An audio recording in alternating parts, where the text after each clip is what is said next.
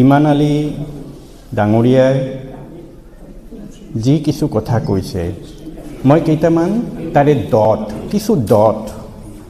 কিছু ডট মিছিং আছে, কিছু ডট আছে যিবিলাক শুদ্ধ লাগে, সেইবিলাকৰে উল্লেখ কৰিম। এই যে এই ডটবোৰ আচলতে আপোনালোক যদি ফ্ৰেঞ্চ ফিলচফাৰ যে Lyotard the post modern condition of knowledge, তেওঁ তাতে মেটা নেৰেটিভৰ কথা কৈছিলে। কিন্তু এই কিতাপখন কোনো মেটা নেৰেটিভ নহয়, মই ক'ম যে এটা নন মেটা নেৰেটিভ। কিয়? কাৰণ অলপ কাল্পনিক আৰ্টিকেল টাইপ চ'ৰ্চেছৰ অভাৱ সেইটোৰ মেনশ্যন কৰা হোৱা নাই। ফাৰ্ষ্ট হেণ্ড যেহেতু ৰিপৰ্ট, ইতিহাস এনেকৈ যদি আমি চাওঁ তেতিয়াহ'লে পদে পদেই উজতি খাম। তাৰপিছতো যিটো ডট মই উল্লেখ কৰিব খুজিছোঁ, ইমান আলী মহাশয়ে নিজৰ কিতাপখনত এটা তাৰিখ উল্লেখ কৰিছে। সেই তাৰিখটো খুব গুৰুত্বপূৰ্ণ আৰু সেই তাৰিখটো হ'ল 24/8/1945। এই তাৰিখটোত তেওঁ কৈছে যে ৰাতিপুৱা ভাগত ৰূপসীৰ আকাশত চকলেট ৰঙৰ এখন ডাকোটা জাতীয় সৰু বিমান দেখা দিলে আৰু তাতেই নেতাজী আছিল বুলি তেওঁ দাবী কৰিছে। 24/8/1945। অথচ নেতাজী অন্তৰ্ধান হৈছিলে, যিটো আমাক তথ্যই কয়, কিতাপে কয়,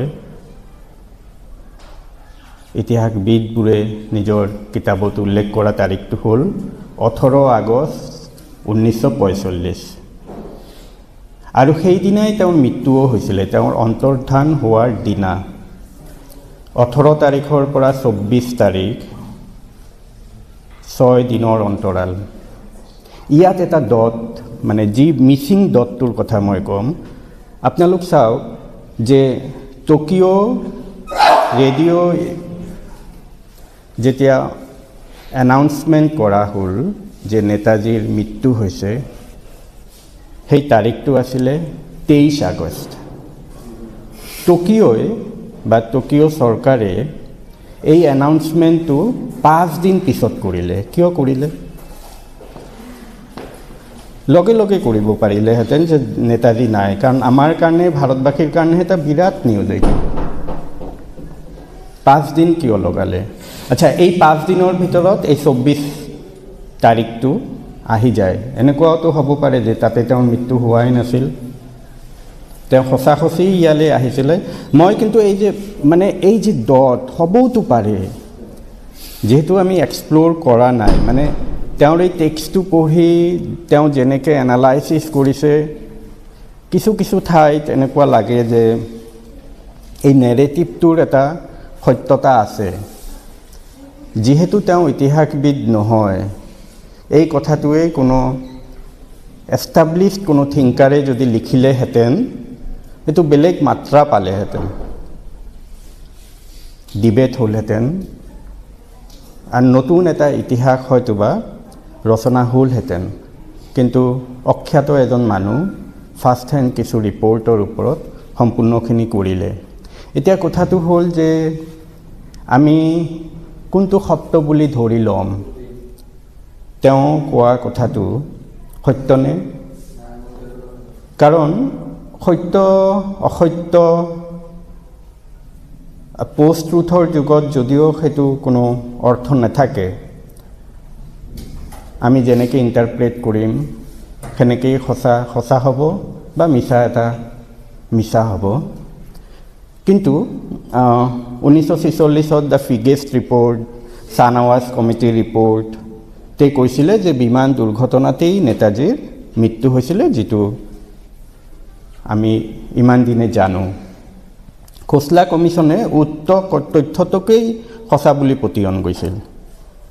জাপানী চৰকাৰে 2016 চনত 2টা ৰিপৰ্টৰ আধাৰত উক্ত তথ্যটোকে সঁচা বুলি কৈছিলে। কিন্তু মুখাৰ্জী কমিশ্যনে কি কৰিলে 2005 সকলো তথ্যক অস্বীকাৰ কৰি নেতাজীৰ মৃত্যু বিমান দুৰ্ঘটনাত হোৱা নাছিল বুলি কৈছে এই যে ডট তেওঁতো সেইটোৱে কৈছে ইমান আলীয়ে ক'ৰবাততো কিবা এটা আছে এই ৰহস্য কিবা এটাতো আছে যিটো আমাক হয়তোবা অনাগত বহু সময় আৰু লাগি যাব এই তথ্যটো উদ্ঘাটন কৰিবলৈ যিটো লিখা হৈছে সেইটোকেই যদি সঁচা বুলি কওঁ তেনেহ'লে ইমান আলীয়ে কেনেকৈ লিখিলে আৰু তেওঁৰ যিবিলাক ডেছক্ৰিপশ্যন সেইবিলাক কিন্তু এজন ধৰি লওক মই যদি ইচ্ছা কৰোঁ মই ইমান ডিটেইলি লিখিব নোৱাৰিম বিমানৰ কথা তাৰপিছত আৰু কিছু ডিটেইলিং যিবিলাক মানুহে দেখিছে সেইবিলাক সেই মানুহবোৰেই হয়তোবা লিখিব পাৰিব আৰু সেইকাৰণে যেতিয়া পঢ়োঁ নহয় তেতিয়া বাৰে বাৰে পতিয়ন যাওঁ যে তেওঁ বোধহয় সঁচা কৈছে কিন্তু আমাৰ ওচৰত এটা মেটা নেৰেটিভ এটা আছে নেতাজীক লৈ পেলাই যিয়ে আমাক বাউণ্ড কৰে বাৰে বাৰে আমাৰ ওপৰত চাপ দিয়ে যে নহয় তই বিশ্বাস নকৰিবি কাৰণ তেওঁতো অখ্যাত এজন মানুহ তেওঁ লিখাটোকে আমি কেনেকৈ সত্য বুলি ধৰি ল'ম এতিয়া কথাটো হ'ল যে তেওঁৰ ফেমিলিৰ দুগৰাকী মানুহ নেতাজীৰ পত্নী এমিলি আৰু নেতাজীৰ জীয়ৰী অনিতা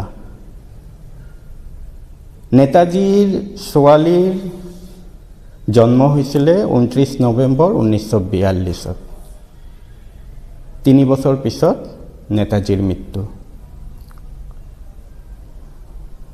নেতাজীৰ যে ছোৱালীজনী অনিতা তাই ৰিচেণ্ট নিজৰ ইণ্টাৰভিউত কৈছে কাৰণ নেতাজীক লৈ পেলাই যেতিয়াই চৰকাৰ আৰু একো বিষয় নাপায় নেতাজী এটা বিষয় হৈ উঠে বেংগলততো বাৰুকৈ উঠে তেওঁলোক আকৌ ঘৰৰ সদস্য এই দুজনীৰ ভিতৰত তেওঁৰ ছোৱালীজনী আৰু তেওঁৰ ছোৱালীজনী কোনো সাধাৰণ নাৰী নহয় তেওঁ জাৰ্মানীৰ অৰ্থনীতিবিদ এজন professor of emeritus university of অক্সফৰ্ডত তেওঁ চাকৰি কৰি আছে তেওঁ কৈছিলে তেওঁ দুটা কথা কৈছিলে যদি আপোনালোকৰ ইমান সন্দেহ নেতাজীৰ মৃত্যুক লৈ পেলাই তেনেহ'লে DNA টেষ্ট হ'ব লাগে তেওঁ কিয় কৈছে তেওঁ যদি পতিয়ন গৈছে যে মোৰ দেউতাৰ ঠিক আছে এটা আৰু চাওক আৰু এটা কথা যে যি নেৰেটিভটো আমাৰ ওচৰত আছে নেতাজীক লৈ পেলাই যে নেতাজী এনেকৈ মৰিছে আৰু ৰূপসীৰ নিচিনা এটা ঠাইত ইমান অখ্যাত এটা ঠাইত ৰূপসীত মৰিলে বা অন্তৰ্ধান হ'লে সেই যে গ্লেমাৰ যিটো এটা গ্লেমাৰ এটা টেক্সটৰ যিটো গ্লেমাৰ সেইটো নোহোৱা হয় তাৰপিছতো নেতাজীৰ ছোৱালীজনী কৈছে কিন্তু যে দুটা কথা তেওঁ কৈছে এটা হ'ল যে তেওঁ কেতিয়াবা কণ্ট্ৰাডিক্টটো কৰে তেওঁ কৈছে যে টকিঅ'ৰ যে ৰেংক'জি মন্দিৰ তাতে মোৰ দেউতাৰ অস্থি যিটো ৰখা হৈছে সেইটো ভাৰতবৰ্ষলৈ আনিবলৈ ভাৰত চৰকাৰ যত্নপৰ হোৱা উচিত আৰু যদি আপোনালোকৰ সন্দেহ আছে যে সেই অস্থিটো মোৰ দেউতাৰ নহয় তেতিয়াহ'লে DNA টেষ্ট হোৱা উচিত এই সম্পূৰ্ণ বস্তু যেতিয়া আমি চাওঁ তেতিয়া মোৰ এনেকুৱা লাগে যে একে বাক্যে পোনছাতেই ইমান আলীৰ যে দাবী সেইটোক কিন্তু নৎসাত কৰা নাযায় এইটো এটা নেৰেটিভ এই নেৰেটিভৰ সত্যতা প্ৰমাণ কৰিবলৈ আৰু কিছু বছৰ লাগিব মইতো এনেকেই ভাবোঁ যে এই কিতাপখন বেলেগ মানুহৰ হাতত ইণ্ডিয়ান কমিশ্যনৰ হাতত যাওক তেওঁলোক বস্তুটো চাওক না একবাৰ তেওঁলোকৰ ওচৰত যদি কিবা চ'ৰ্চ আছে, কাৰণ এই যে এই মিচিং ডটটো মোক বাৰুকৈয়ে অস্থিৰ কৰিছিলে সেইদিনা। এটা ডট যিটো মই উল্লেখ কৰিছোঁ যে 24/8, 18 আগষ্ট, 23 আগষ্ট, এই যে মাজৰ ডটটো, এনেকুৱাওতো হ'ব পাৰে যে তেওঁ আহিছিলে সেই মুহূৰ্তত, তেওঁক তাৰ পৰা লাহেকৈ ইয়াত অনা হৈছিলে, তেওঁ ইয়াত মৰিছে নাই মৰা সেইটো আকৌ গৱেষণাৰ বিষয়, কিন্তু আনাটো ইমান ডাঙৰ মানে কিতাপখন পঢ়ি থাকোঁতে আৰু একবাৰ মই এইটো কথা ভাবিছোঁ যে কল্পনাৰ ৰহণ সানি পেলাই লিখা গ'ল নেকি কিতাপখন। কিন্তু মোৰ এনেকুৱা লাগিল পিছত যে এটা বেছ একো নাথাকি পেলাই কল্পনা কৰিব নোৱাৰি। মানে কিতাপখন লিখোঁতে তেওঁ কল্পনাৰ সহায় লৈছে, কিন্তু এটাতো বেছ আছে, সেই বেছটো কি সেইটো উদ্ধাৰ কৰিবলৈ হয়তোবা আৰু কিছু মানুহৰ দৰকাৰ, যিসকলে এই বিষয়টো খুব ভালকৈ চালি জাৰি চাব বা পঢ়া শুনা কৰিছে। কাৰণ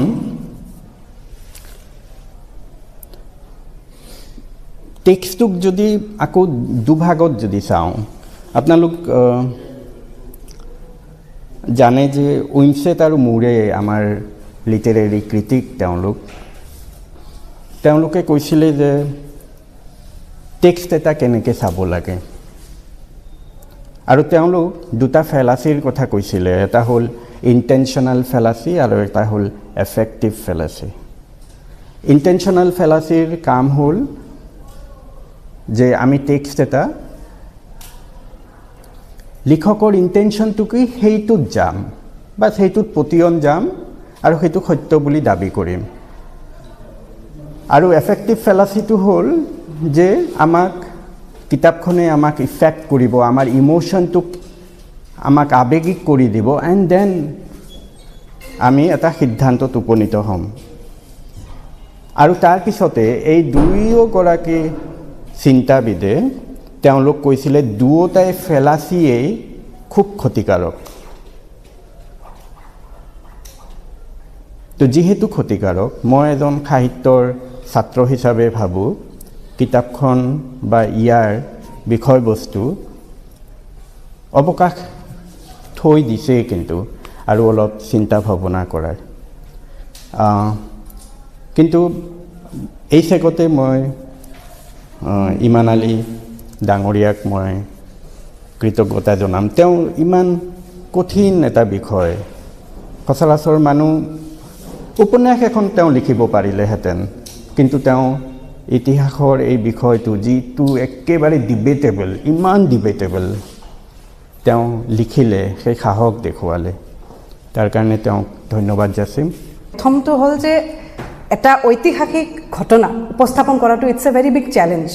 সেইটো আমি কেনেকৈ উপস্থাপনা কৰিম, কাৰণ ইয়াতে ঐতিহাসিক ঘটনাটোৰ লগত জড়িত মেথডলজিটো আহি যায় যে আমি কি তথ্যৰ ওপৰত ভিত্তি কৰি কিবা এটা দাবী কৰি আছোঁ, এটা দাবীক আমি নস্যাৎ কৰি আছোঁ বা নতুন কিবা আমি যদি প্ৰপ'জ কৰি আছোঁ, সেইটোৰ বেচিছটো কি, সেই বস্তুবোৰ অলপমান কুৱেশ্যনেবল হৈ যায়। আৰু তাৰ ক্ষেত্ৰত কি হয়, দুটা ৰিস্ক থাকি যায় যে আমি ঐতিহাসিক ঘটনাত তেওঁ এটা দাবী কৰিছে, সেই দাবীটোক হয় আমি সম্পূৰ্ণৰূপে মানি ল'ম যদি তেওঁ হিষ্টৰিকেল ডকুমেণ্ট হিচাপে প্ৰেজেণ্ট কৰে, বা সেই দাবীটোক আমি সম্পূৰ্ণৰূপে নস্যাৎ কৰিম। এইটো এটা ৰিস্ক এটা থাকি যায়। কিন্তু মই তেওঁৰ কিতাপখন যেতিয়া পঢ়িলোঁ, মোৰ অনুভৱ হ'ল যে তেওঁ এই হাইৱেটো কিন্তু লোৱা নাই। তেওঁ সেইটোক এটা এম্বিগুইটিৰ মাজতে হয়তো স্বইচ্ছাই ৰাখিছে। কিতাপখন যদি আপোনালোকে পঢ়ে, আপোনালোকে দেখিব তাতে মাজে মাজে নেতাজীৰ যিটো স্মৰণ, যিটো তেওঁ নিজে মানে চিন্তা কৰি আছে, ৰমন্থন কৰি আছে, বা টেকটিকেল ষ্টেণ্ড তেওঁৰ কি হ'ব পাৰে, সেইবোৰ কিন্তু তেওঁ ফাৰ্ষ্ট পাৰ্চনত ৰাখিছে, যে নেতাজীয়ে নিজে কৈ আছে, নিজে কথাবোৰ চিন্তা কৰি আছে। এই বস্তুটোৱে আচলতে সেই এটা মানে লাইনটো ব্লাৰ কৰি দিয়ে যে এইটো এটা সাহিত্যৰ কাম, এইটো কাল্পনিক কাম, এইটো এটা ঐতিহাসিক ষ্টেটমেণ্ট তেওঁ দি আছে। আৰু মই ভাবোঁ তেওঁ এই কামটো খুব ভাল কৰিছে, কাৰণ এই এম্বিগুইটিটো এনেকুৱা এটা বিষয়ত এই অস্পষ্টতাটো খুব প্ৰয়োজন। এইটোৱে দুটা কাম কৰে, যে মানে ফাৰ্দাৰ এংগেজমেণ্টৰ এটা পথ প্ৰশস্ত কৰে। যে তেওঁ যিটো দাবী কৰিছে অমিতাভ দাও কোৱাৰ দৰে তাতে কিন্তু কৰিবলগীয়া আৰু আছে সো এই বস্তুটো মোৰ ভাল লাগিছে তেওঁৰ মানে ৰাইটিং ষ্টাইলটো বৰ বেছি এটা লিনিয়াৰ নহয় মানে ব্যাক এণ্ড ফৰ্থ ফ্ল্যাশবেক থাকে তাৰপিছত তেওঁ যিসকল মানুহৰ কথা কৈছে হেতু মান্দিলা মুৰ্মুৰ কথা কৈছে আসলতে তেওঁৰ যদি সেই সময়ত হয়তো নাছিল বহুত আগৰ কথা কিন্তু মানে যদি অলপমান ডকুমেন্টেশন কৰিল হয় এটো খুব মানে অমূল্য হ'ল তাৰপিছত আৰু এগৰাকী ক্যাৰেক্টাৰৰ কথা কৈছে লাষ্টৰ ফালে তেওঁ নিহাৰিকা মানে হেতু কি কাল্পনিক নেকি হ্যাঁ ৰান্ধনীজনী মোৰ অলপ ইন্টাৰেষ্টিং লাগিছে কাল্পনিক হলেও তেওঁ কিন্তু এটা সাবলটাৰ্ন পাৰ্সপেক্টিভেৰে ঘটনাটো চোৱাৰ চেষ্টা কৰিছে যে সাধাৰণ মানুহবোৰে সেই ঘটনাটো কেনেকৈ চাইছে সো হেতু তেওঁ প্ৰেজেন্ট কৰাৰ এটা চেষ্টা কৰিছে হেতু খুব ইন্টাৰেষ্টিং আৰু ইয়াতে আসলতে কোনটো হসা মিছা যেটো অমিতাভ দাও কৈছে যে এটো এটা narrative it's one of the many narratives আৰু কিয় নকব যেহেতু নেতাজীক লৈ নেতাজীৰ চাৰিওপিনে যি ধৰণৰ আমাৰ থিওৰি হোক বা কনস্পিৰেসি থিওৰিজ হোক আমি চাইছো যে কমিশনবোৰে গভৰ্নমেন্ট এপইন্টেড কমিশনবোৰৰ ৰিপৰ্টবোৰৰ মাজত সামঞ্জস্য নাই জাপান গভৰ্নমেন্টে যেটো ক্লেম কৰিছে হেতুটো ক্লিয়াৰিটি নাই অমিতাভ দাই কৈছে যে 5 দিন মান পিছত কৈছে so they needed some kind of মানে কনফাৰ্মেশন যেটো হয়তো তেওঁলোকে ইমিডিয়েটলি পোৱা নাছিল তেওঁৰ ছোৱালীৰ কথা কৈছে মই আৰু এটা ঠাইত পঢ়িছো যে সুভাষ বসুৰ যিসকল মানে অনুৰাগী আছিল তেওঁলোকে হেতু একে দাবী কৰিছে যে ৰেংকজি মন্দিৰত তেওঁৰ যেটো অস্থিৰ ৰাখিছে হেতু তেওঁৰ নহয় বুলি ক্লেম কৰিছে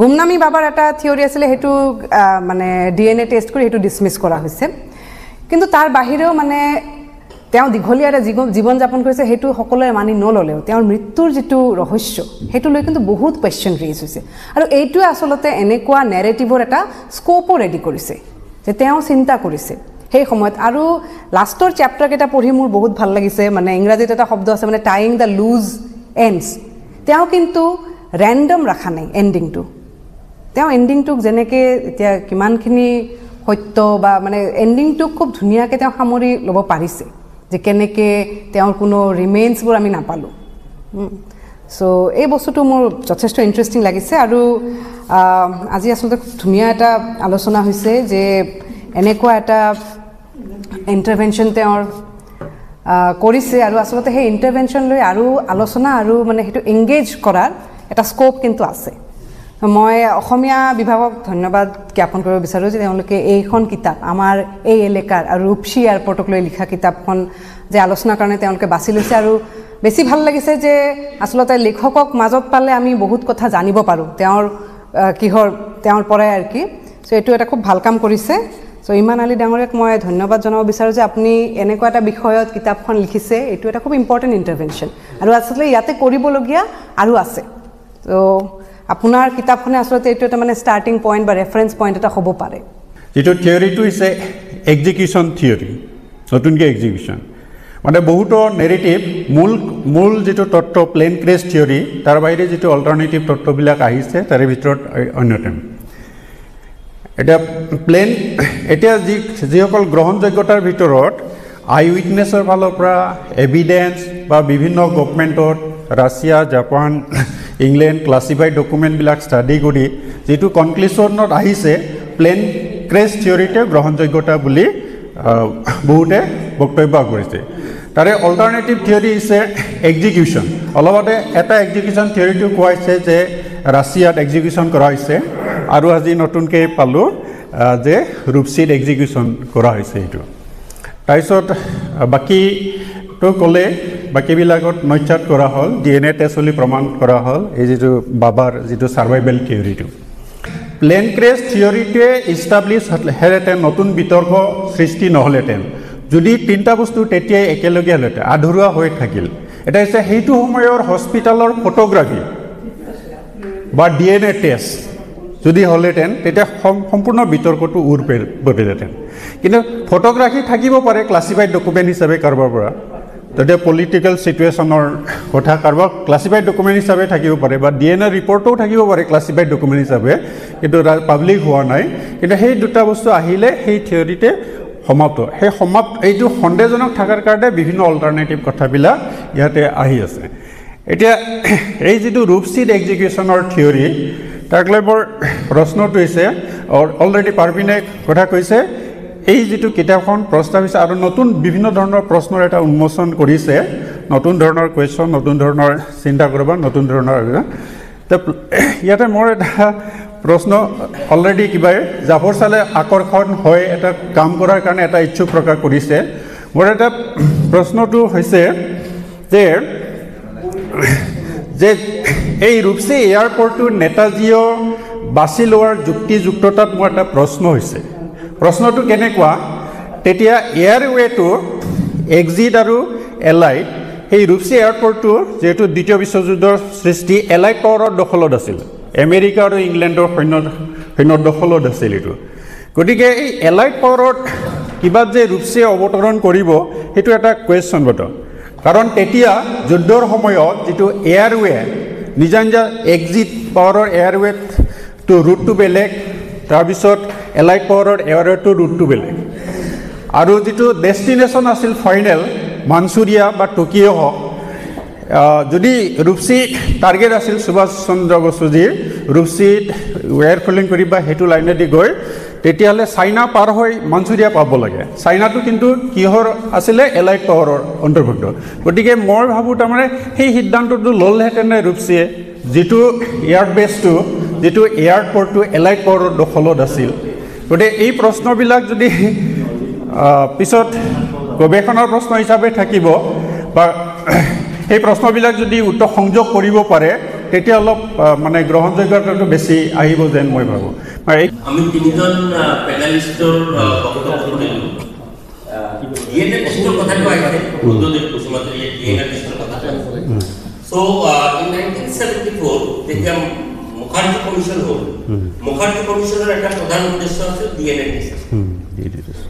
আৰু তেওঁলোকে ৰেংকুজি মন্দিৰৰ যিটো ভগ্নাৱশেষ মানে আছে তাৰে এটা পাৰ্ট তেওঁলোকে আমেৰিকা আৰু ইংলেণ্ডৰ বিখ্যাত ডিএনএ টেষ্ট গাড়ী সংস্থালৈ লৈ গৈছে। আৰু তেওঁৰ যিখিনি সাৰ হাতি আছে, তেওঁৰ থকাৰ ভিতৰত স্কালৰ এইটো আছে আৰু জ আছে, এই দুটা বস্তুহে চাব পৰা অৱস্থাত আছে। আৰু তেতিয়া তেওঁলোকে এই সংস্থা দুটাই ৰিটেইন লিখি জনালে যে এইটো ডিএনএ টেষ্ট সম্ভৱ নহয়, ইয়াত আৰু ডিএনএ কৰিব পৰা ব্যৱস্থাপনা নাই, এইটো এটা ডিএনএ টেষ্ট কৰিব। আৰু যিটো ৰুট আমাৰ ইমান আলী চাহেবে বৰ টেক্টফুলি বস্তুটো হেণ্ডেল কৰিছে, কাৰণ আমি জানো যিটো অমিতাভ ৰঞ্জন কানুৱে যিটো পইণ্ট স্থাপন কৰিছে, that's a very important point. Why 18 August to 24 মাজত 6 দিনৰ। আৰু ইম্পৰ্টেণ্ট কথাটো হৈছে 25 আগষ্টত জাপানৰ ৰেডিঅ'ৰ পৰা তেওঁৰ মৃত্যু হ'ল। এতিয়া আৰু এটা থিয়ৰী আছে, যিটো থিয়ৰী তাইহাকুৰ দুটা লোকেল বেচৰকাৰী পত্ৰিকা 19 আগষ্টত তেওঁৰ মৃত্যু বাতৰি কৰিছে, কিন্তু জাপান চৰকাৰে 23 আগষ্টত তেওঁৰ মৃত্যু বাতৰিটো দিল। এতিয়া যদিহে নেতাজী সুভাষ চন্দ্ৰ বসুৱে ৰাছিয়ালৈ যোৱাৰ পৰিকল্পনা কৰিছিল আৰু তেওঁৰ ঘনিষ্ঠ সহযোগীসকলেও এই বিষয়টো নজনাটো তেওঁ বিচাৰিছিল, গতিকে তাইহাকু, ভিয়েটনাম, মাঞ্চুৰিয়া এই গোটেইখিনি অঞ্চলত তেওঁৰ বিমানখন কেইবাবাৰো বিমান সলাই সলাই তেওঁ শ্বৰ্ট ট্ৰেভেল কৰিছে। এটা পক্ষৰ আৰু এই শ্বৰ্ট ট্ৰেভেল কৰোঁতে জাপান চৰকাৰে তেওঁলৈ দিয়া 12জনীয়া বহনক্ষম যিখন বিমান তেওঁ সেইখনো নল'লে, আৰু যিটো বিমান তেওঁৰ এক্সিডেণ্ট হোৱা বুলি কোৱা হয় সেইটোতো তেওঁ ভ্ৰমণ কৰে। তেওঁ এইবাৰ ভ্ৰমণ কৰিলে বিশুভ লামা নামৰ যিজন বেচৰকাৰী বৈমানিক, তেওঁ বিমান ভাড়া দিলে। তেওঁ তজৰ লগত যোগাযোগ আৰু তজৈ দিয়া তেওঁৰ সেনাধ্যক্ষৰ জৰিয়তে বিশুভ লামাৰ সৈতে যোগাযোগ, আৰু বিশুভ লামাই তেওঁৰ যিটো ডাকোটা বিমান কি কালাৰ আছিল চকলেট কালাৰৰ যিটো ডাকডকমেণ্ট সেইটো এটা ভাড়া। এতিয়া মই সেইদিনা এইটো এই বুদ্ধৰ কথাটো জিঅ'গ্ৰাফিকেল প্ৰক্সিমিটি বুলি এটা কথা থাকে। তো মই ৱৰ্ল্ড মেপটো মেলি চালোঁ, আমি তিনিজনে চাইছোঁ, মই কৃষ্ণা আৰু নিকুমণি চাই চালোঁ যে যদিহে তেওঁ দাইহাটু পৰা যদি ওলায় তেতিয়াহ'লে তেওঁ তিব্বতটো তেওঁৰ টাৰ্গেট হ'বই পাৰে। ইণ্টাৰেষ্টিংলি তেতিয়া বিশ্বযুদ্ধ শেষ হৈছিল, গতিকে নেতাজী সুভাষ চন্দ্ৰ বসু গৌৰীপুৰ যায়, কাৰণ তেওঁ গৌৰীপুৰত আহিছে, ডুবুৰীত আহিছে। বিশ্বকলামা লিখকে কোৱা মতে বিশ্বকলামাই কেইবাবাৰো ৰূপসী এয়াৰপৰ্টত অৱতৰণ কৰিছিল মালবাহী জাহাজ লৈ। গতিকে এই যিটো বিশ্বযুদ্ধৰ সময়ত যিটো ইয়াৰ ৰুট লৈ যিটো দখল এক্সিছ পাৱাৰ এণ্ড এলাইড পাৱাৰৰ মাজত, গতিকে তেতিয়া সেইটো হয়তো অলৰেডি ডমিনেশ্যন নহয়। সেইটো বিশ্বযুদ্ধ ফৰ্মেলি শেষ হৈছে ছেপ্টেম্বৰত, মৃত্যু হৈছে 18 আগষ্টত, ছেপ্টেম্বৰ 1925। তাৰমানে দখলত আছিলে। এইটো পক্ষত কিতাপখনৰ মতে তেওঁলোকে ছদ্মবেশত আছিল তেতিয়া, আৰু বিজনেছমেন সেই কথাটো টাইৱানৰ বিজনেছমেন হিচাপে তিনিজন মানুহ আছিল, সেম হাইট চাইট ৰাখিছিলে, মানে যাতে ধৰা নাপায়। পিছত বোলে মানে যিবোৰ মানুহে মানে বডিৰ মেজাৰমেণ্ট লয় সেইবোৰ ফিংগাৰপ্ৰিণ্ট সেইবোৰ চাইহে তেওঁ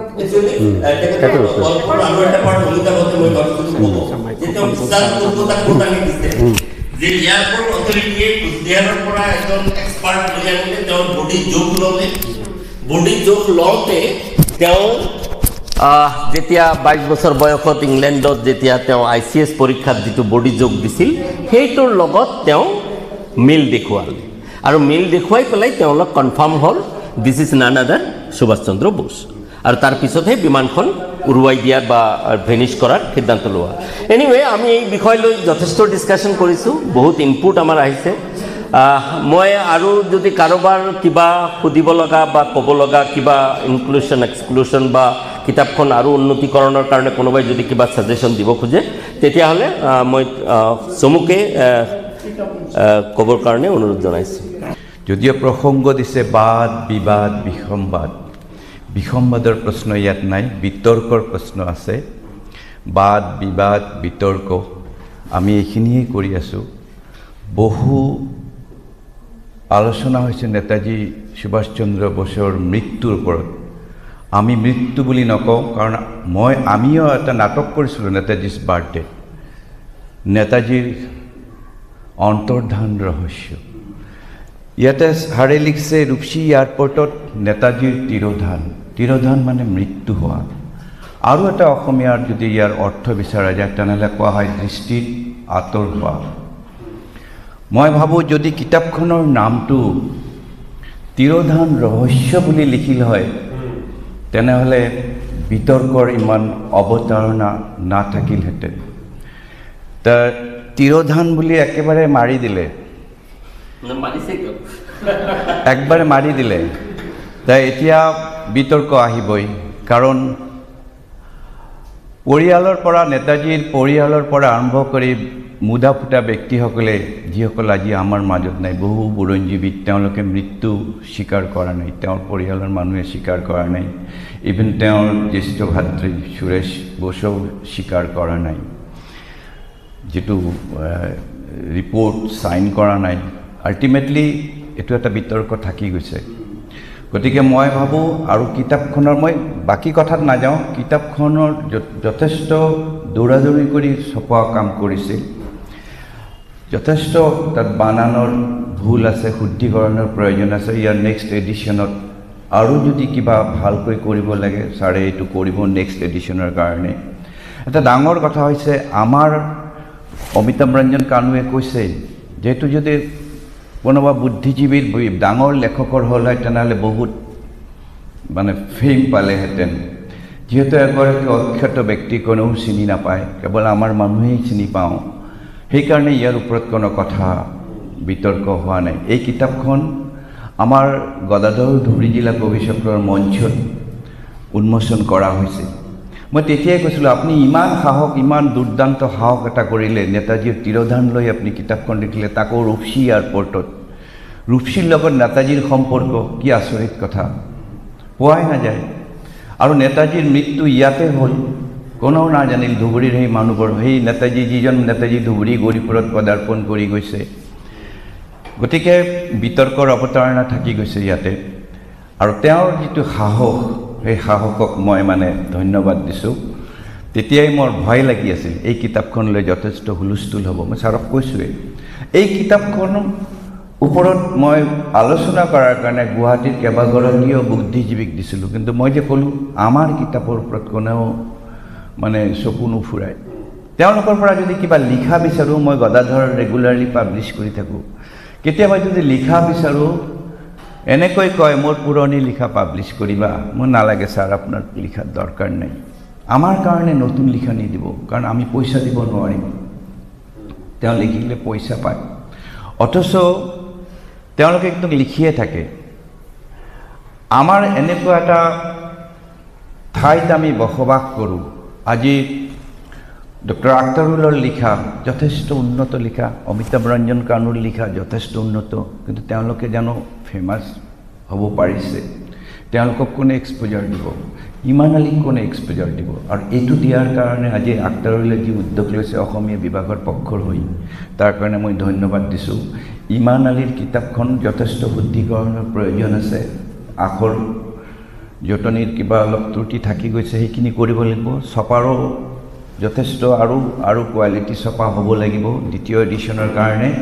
আৰু মই ভাবোঁ যে এই কিতাপখন মই আগতেও যিদিনা ৰিলিজ হৈছিল আমাৰ মঞ্চত তেতিয়াই কৈছিলোঁ যথেষ্ট এইটো বিতৰ্ক হ'ব।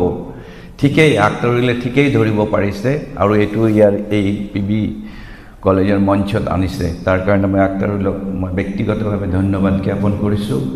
আৰু নেতাজীৰ যি মৃত্যু ৰহস্য, বা আমি মৃত্যু বুলি নকওঁ, অন্তৰ্ধান ৰহস্য, এই অন্তৰ্ধান ৰহস্য উদ্ঘাটনৰ কাৰণে নতুন প্ৰজন্মই চেষ্টা কৰিব লাগে। কলেজৰ ছাত্ৰ ছাত্ৰীসকল যিসকল আছে, আপোনালোকেও ইয়াৰ কাৰণে সচেষ্টবান হ'ব লাগিব। এইবোৰ কিতাপ আমি সমল হিচাপে ল'ব লাগিব। ছাৰেও লৈছে আমাৰ শৈলেন্দ্ৰৰ কিতাপ, আমি সুভাষ বলছি, আব্দুল মজিদ ছাৰৰ কিতাপৰ যিটো নেতাজীৰ জীৱনী লিখিছে তাৰ ওপৰতো সমল লৈছে। এতিয়া কথাটো হৈছে মাণ্ডিলা মুৰ্মু, মই গৈছিলোঁ সেইখন গাঁৱত, বাঁশবাৰীত, আপোনালোকে চিনি পায়, বনেন মুছাৰী MLA আছিল গৌৰীপুৰত, তেওঁৰ ঘৰৰ আগেদিয়ে যাব লাগে। মই নিজেও গৈছিলোঁ, কাৰণ ৰজন্তী মুৰ্মু এগৰাকী সৰু ছোৱালীক যেতিয়া তেওঁলোকৰ চাওতাল আৰু বড়োসকলৰ সংঘৰ্ষ হৈছিল, তেওঁলোক গাঁৱৰ পৰা বিতৰণ হৈ আহিছিল, ধুবুৰীৰ কেম্পত থাকিছিল, হস্পিটেলত। তাৰ পৰা মই এটা সৰু ছোৱালী লৈ আহিছোঁ, খুবেই মানে কষ্টত আছিল। সেই ছোৱালীজনীক মই মানুহ কৰিছোঁ, ক্লাছ 2ত ভৰ্তি কৰাই দিছিলোঁ, BA লৈকে পঢ়িছিল। সিহঁতৰ ঘৰ আছিল এই বাঁশবাৰীৰ এই পাণ্ডুৰ গাঁৱত। মই সেই গাঁৱত গৈছিলোঁ, অনা নিয়া কৰাৰ ক্ষেত্ৰত মাজে মাজে লৈ যাওঁ ছোৱালীজনীক। পিছত বিয়া দিলে তাৰ মাকে। তাৰমানে চাওতাল মানুহবিলাক কি হৈছে, তেওঁলোক শিক্ষা দীক্ষাৰ ক্ষেত্ৰত খুবেই পিছপৰা, যথেষ্ট কষ্ট কৰে। আৰু তেতিয়াৰ দিনত মাণ্ডিলা মুৰ্মু এজন বিশেষ শিক্ষিত মানুহ নাছিল। বাঁশবাৰী হাইস্কুল স্বাধীনতাৰ পাছত হোৱা মই জনাত। এতিয়া তাত 2-এটা LP স্কুল আছিল ঠিকেই, কিন্তু তেনেকুৱাকৈ সাঁওতালসকলে যে পঢ়া শুনা কৰিছিল নাজানো। তাত বড়োসকলে মেইনলি বড়ো অধ্যুষিত অঞ্চল, এইটো বড়োসকলে পঢ়া শুনা কৰিছিল।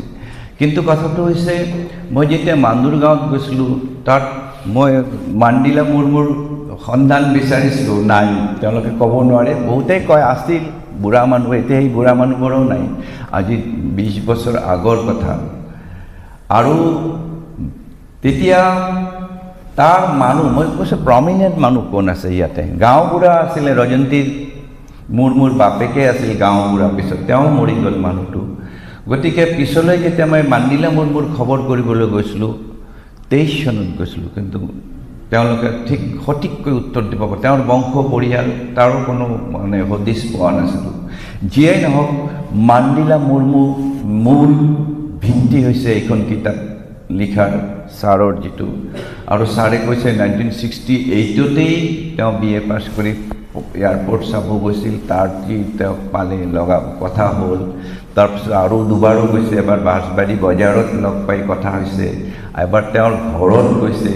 মাণ্ডিলা মুৰ্মু ভয় খাইছিল, এইবোৰ কথা ৰহস্য উদ্ঘাটন কৰিব, তেতিয়া ভয় পাইছিল, এইবোৰ কথা ক'বলৈ টান পাইছিল তেখেতে। ছাৰে মোক কৈছে, এইবোৰ বৰ্ণনা কৰিছে। পিছত তেওঁৰ লগত মাণ্ডিলা মুৰ্মুৰ ঘৰত জনে লৈ গৈছিল 5জনমান মানুহ বাঁশবাৰী বজাৰৰ পৰা এই পাণ্ডুৰ গাঁৱত। মাণ্ডিলা মুৰ্মুৱে সিহঁতৰ আগত কথা কোৱা নাছিল, ছাৰক লৈ গৈ পথাৰত লৈ গৈছিল, গছৰ তলত মানে এটা বেঞ্চত বহাই লৈ এই কথাবোৰ কৈছিল। এইবোৰ কথা মুখেৰে কোৱা কনভাৰচেশ্যন হৈছিল তেওঁৰ দুজনৰ মাজত, এইখিনিকে বেছ কৰি তেখেতে লিখিছে। যিয়েই নিলিখক, মই ভিতৰত যাব খোজা নাই, কিন্তু এটা অনন্য গ্ৰন্থ হিচাপে তেখেতে আমাক উপহাৰ দিছে। কিন্তু ইয়াৰ ওপৰত আৰু বিতৰ্ক হ'ব লাগে, আৰু আলোচনা হ'ব লাগে, আৰু ইয়াক যিমান পাৰোঁ আমি আৰু প্ৰকাশৰ পথত লৈ যাব লাগে। অসমৰ মানুহ জানক, ভাৰতৰ মানুহ জানক, বংগৰ মানুহ জানক, বহুতেই বহুবৰ্ণিতেই কিতাপ লিখিছে।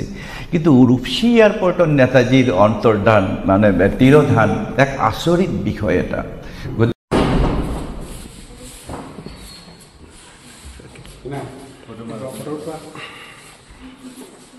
Tadi kan